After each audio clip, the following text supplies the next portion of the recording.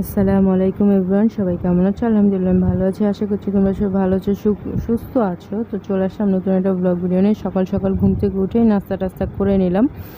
তো নাস্তা করে চলে গিয়েছিলাম আলিফের স্কুলে।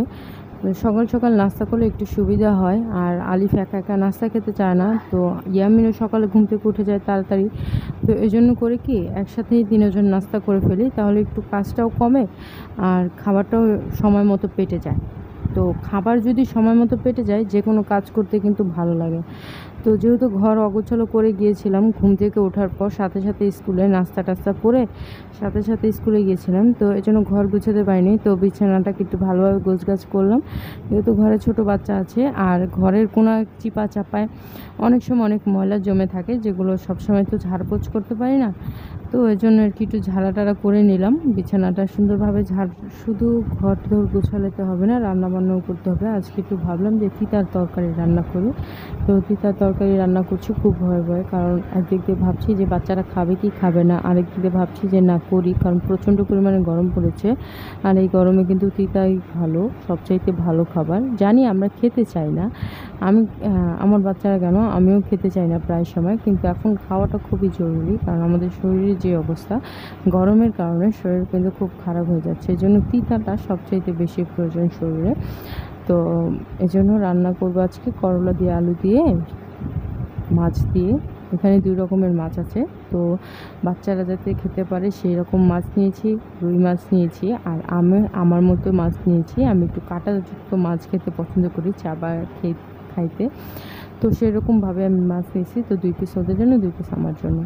এখন আপাতত দুপুরেটা রান্না করি, পরেরটা পরে বোঝা যাবে। যদি রাতে থাকে তো খেলাম, না থাকলে অন্য কিছু খাওয়া দাওয়া করা যাবে। আর ডালটা তো আগেই করে ফেলছি।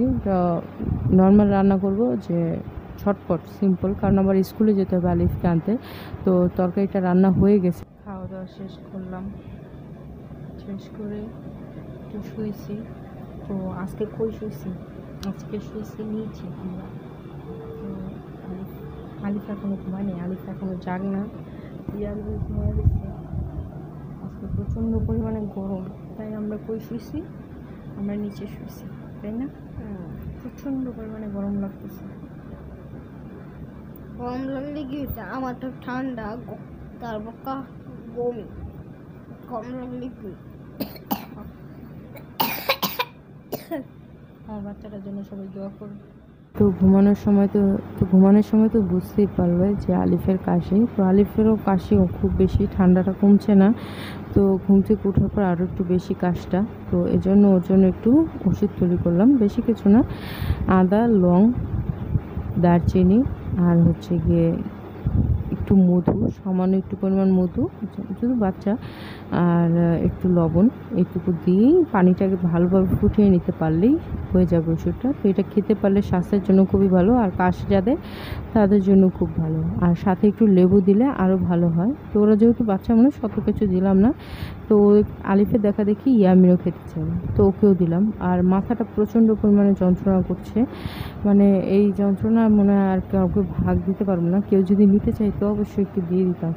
তো আমি, আম্মু, নেহা, আম্মুকে বললাম আম্মু একটু চা খাও, ফ্রি চা।